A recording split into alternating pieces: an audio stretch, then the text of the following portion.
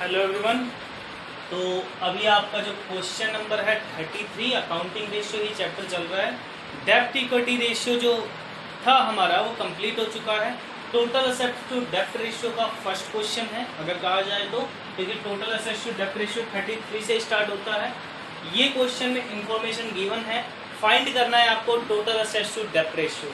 और total assets to डेप्ट ratio find करने के लिए आपको दो चीज़ें पता होनी चाहिए, एक तो टोटल असेट्स, ये आपके पास गिवन है क्वेश्चन में, दूसरा आपके पास पता होना चाहिए डेप्ट। डेप्ट के लिए हमारे पास टोटल डेप्ट है, ये सारी हमारे पास करंट लायबिलिटीज है। तो इन सबको मैं अगर ऐड कर दूंगा तो हमारे पास क्या आ जाएगा, करंट लायबिलिटीज। तो करंट लायबिलिटीज में मुझे ऐड करना होगा क्रेडिटर्स प्लस बीपी यानी कि फुल फॉर्म इसकी bills payable, short term borrowing STB plus outstanding expenses,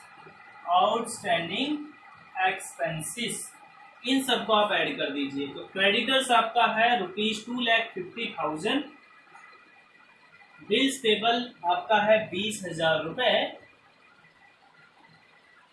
short term borrowing आपके हैं ₹1 lakh and outstanding expenses given in the question ₹30,000 and total amount अगर देखी जाए तो यहाँ पर हो जाएगी 50 + 150 and 2,50,000 यानी कि ₹4 लाख, यानी कि टोटल 4 लाख रुपए। तो अगर मैं टोटल लायबिलिटी में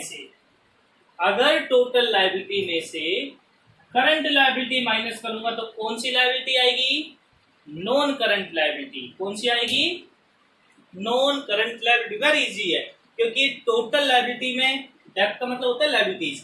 टोटल लायबिलिटी में दो लायबिलिटी शामिल होती है, current liability, non current liability. अगर टोटल में से करंट लायबिलिटी माइनस कर दोगे तो आपकी आ जाएगी नॉन करंट लायबिलिटीज। ठीक है, नॉन करंट लायबिलिटीज। अच्छा, नॉन करंट लायबिलिटीज का दूसरा नाम होता है लॉन्ग टर्म लायबिलिटीज, यानी कि इसका नाम होता है डेप्ट। क्या होता है, डेट बोलते हैं, बी साइलेंट। तो ये कैसे आएगा हमारे पास, टोटल लायबिलिटीज यानी कि total date minus current liabilities. तो टोटल में से करंट लायबिलिटीज अगर माइनस कर दोगे तो आपका डेट आ जाएगा, इनकी लॉन्ग टर्म लायबिलिटीज आ जाएगी। तो टोटल डेट आपके पास कितने हैं, 32 लाख माइनस करंट लायबिलिटीज आपकी ये निकाली अभी आपने 4 लाख। तो 32 में से 4 माइनस करोगे 28 लाख, यानी कि 28 लाख रुपए। नाउ आपको अब निकालना है टोटल असेट्स टू डेप्ट रेशियो।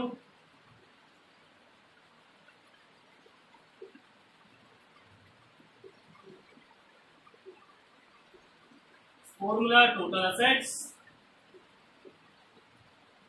डिवाइडेड बाय डेप्ट। तो total assets divided by dept, total assets की वैल्यू बताइए। तो टोटल असेट्स आपके total assets divided by dept. Total assets आपके पास क्वेश्चन में है, ये रहा 35 लाख रुपए, डिवाइडेड बाय डेप्ट आपके पास क्वेश्चन में अभी आपने फाइंड आउट किया, ये रहा 28 लाख रुपए। तो आप 5 0 से कैंसिल करो, 7 चौक 28, 7 35, 5/4 इसको हम लिख सकते हैं 1 पॉइंट, बचेगा 102, फिर हमारे पास 5, 1.25:1। Answer, got it.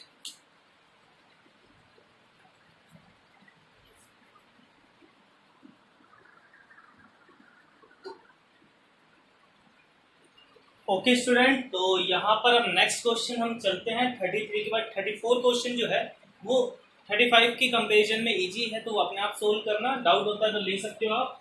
अभी तो क्वेश्चन नंबर 35 देखिए। क्वेश्चन नंबर 35 में क्या है, आपको फाइंड वही करना है, टोटल असेट्स टू डेप्ट रेशियो। इसके लिए आपको दो चीजें पता होनी चाहिए, एक तो टोटल असेट्स पता होनी चाहिए और एक हमारे पास पता होना चाहिए डेप्ट, क्योंकि टोटल असेट्स टू डेप्ट रेशियो का फॉर्मूला होता है टोटल असेट्स डिवाइडेड बाय डेप्ट। ओके, तो टोटल असेट्स के लिए यहाँ पर हमारे पास ना ही तो करंट असेट्स गिवन है और ना ही हमारे पास करंट लायबिलिटीज, ना ही करंट असेट्स ना ही नॉन करंट असेट्स, कोई भी गिवन नहीं है। अगर वो दोनों गिवन होती तो इन दोनों को ऐड कर देते तो करंट असेट्स आ जाता।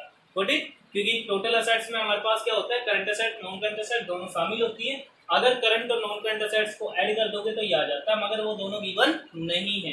अब बात आती है हमारे पास, तो फाइंड कैसे करें टोटल असेट्स? तो आपको ये चीज पता है कि बैलेंस शीट के दोनों साइड का total, left hand side and right hand side, always equal होता है। तो अगर आपके पास राइट साइड यानी कि असेट साइड नहीं है तो लेफ्ट साइड में आ जाइए, उसका टोटल कर दीजिए, दोनों एक ही बात है।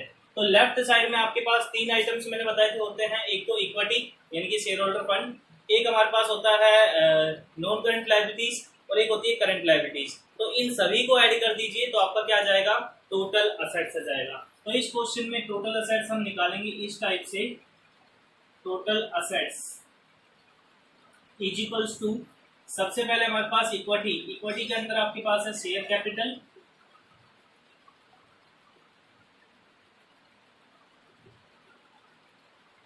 Plus reserve and surplus. अच्छा, एक आर एंड एस का मतलब रिजर्व एंड सरप्लस। ये रहा एक पॉइंट यहाँ कंफ्यूज करने के लिए दिया हुआ है, balancing in statement in profit and loss. ये जो है इसे कहते हैं हम प्रॉफिट एंड लॉस को सरप्लस बैलेंस, और सरप्लस हमारे पास जो रिजर्व सरप्लस है इसमें पहले इंक्लूड है। मीनिंग क्या हुआ, रिजर्व एंड सरप्लस जो है वो टोटल 5 लाख है और ये प्रॉफिट हो रहा है 2,20,000। तो जो ये प्रॉफिट है वो सरप्लस में पहले से ही इंक्लूड है, यानी कि इसकी ट्रीटमेंट हमें नहीं करनी, ये हमारे पास ऑलरेडी 5 लाख के अंदर इंक्लूड है, क्योंकि रिजर्व सरप्लस में सारा सरप्लस बैलेंस आ जाता है। तो यहाँ पर रिजर्व सरप्लस लेंगे प्लस, अब नॉन करंट लायबिलिटीज में आपके पास है debenture, loan from bank, debenture, loan from bank,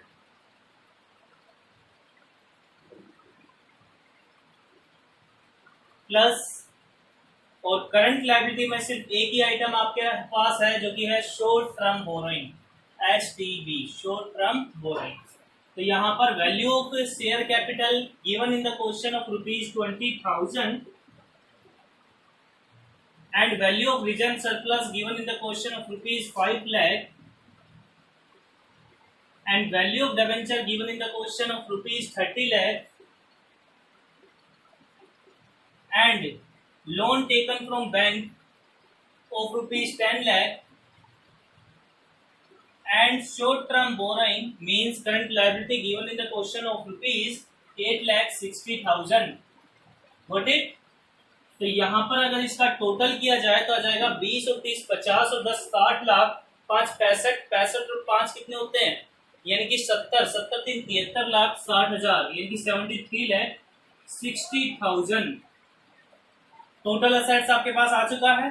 अब आपको चाहिए डेब्ट, डेब्ट का मतलब होता है लॉन्ग टर्म लायबिलिटीज, इसमें आपकी ये दोनों शामिल हो जाएगी क्योंकि ये दोनों लॉन्ग टर्म लायबिलिटी है, इसके अलावा कोई भी टर्म नहीं है।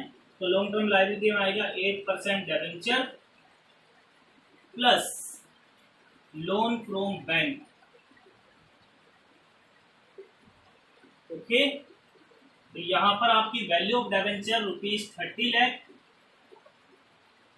Plus lone from bank ₹10 lakh और टोटल हो जाएगा 30 + 10 40, यानी कि 40 lakh. Now total assets to डेब्ट रेशियो फाइंड आउट हो जाएगा, टोटल असेट्स टू डेब्ट रेशियो ये आपके पास आ जाएगा टोटल असेट्स डिवाइडेड बाय डेब्ट। ओके, तो value of total assets of ₹73,60,000 and value of debt is 40 lakh rupees। 4 0 से कैंसिल, 4 से कैंसिल, 100 पर 4 से ये भी 4 1 4 4 8 32 4 4 16, तो यह जाएगा 1.84:1 आंसर। Got it? ठीक है,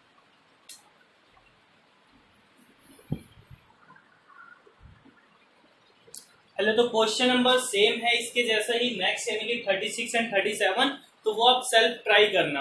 अगर फिर भी आपको डाउट्स होता है, एनी क्वेरी हो, तो आप मुझसे डाउट इन ग्रुप या जैसे भी ले सकते हो। ठीक है, तो अभी आप इसको सोल्व करना। ओके।